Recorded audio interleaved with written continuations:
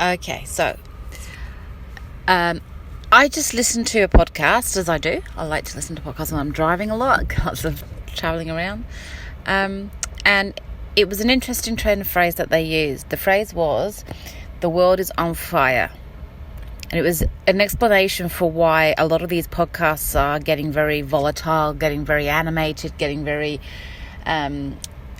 big, passionate. Let's call it passionate in the way that they talk. And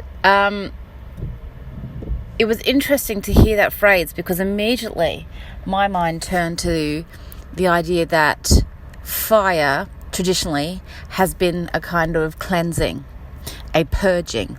It's a method of, spiritually speaking, to cleanse what is negative, the darkness, if you like. And I thought that was very interesting that they referenced it that way, and that actually that coincides completely with what the guides have been saying.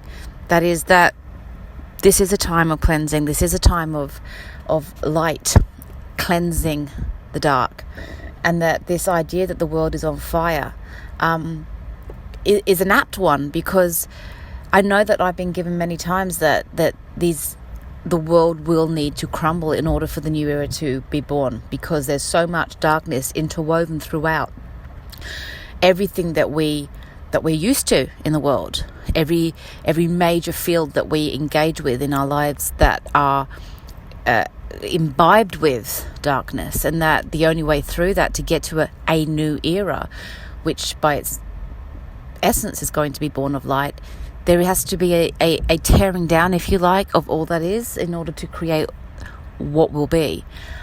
And that the what will be is already here. They keep referring to it and saying that, there are examples, there are tendrils, the energy, the light, that's already here. The vibration of the new era is already here. It's just being subverted and diverted by what is occurring right now. But what is occurring right now is a dragging into the light, and you can call that a world on fire, because it's unprecedented. The media has been calling it, but we can use it too.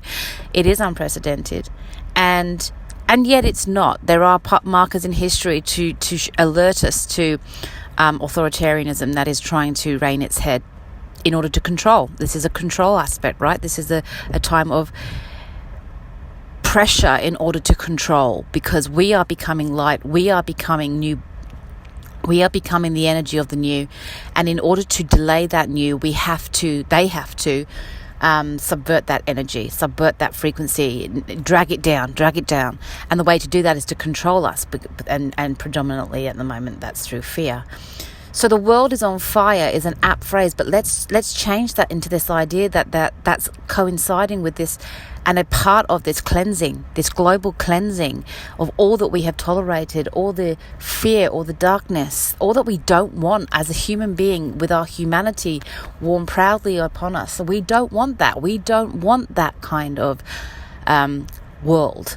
We keep saying it, and yet we're so tolerant of it because we don't know any other way. Well, this is forcing us to think about what is another way. So if you're one who feels like the world is on fire, and in many ways I can see that it is, let's just remember in our minds as we see what's occurring, what's going on around us, that a world on fire is a world that's cleansing, a world that ultimately will be healed, ready to grow anew. When you see the fires of Australia that we had last year, they're already saying that, nature's finding its way back already. There's already new growth, new life.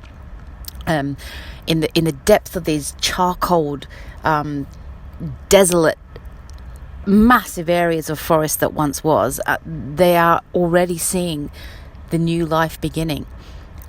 Nature will find its way, and so will we. Yes, this may be a world on fire, but it's a world that's cleansing itself. Hold on to that thought and don't go into the darkness of the fire. Hold into the thought that we are a part of the new era energy that's already here. And if we don't allow ourselves to be diverted, then that energy can't be subverted, diverted, and therefore we can march forward into this new era. And the world on fire can be a cleansing of all that is unsatisfactory, so that we can build something that's better. Much love.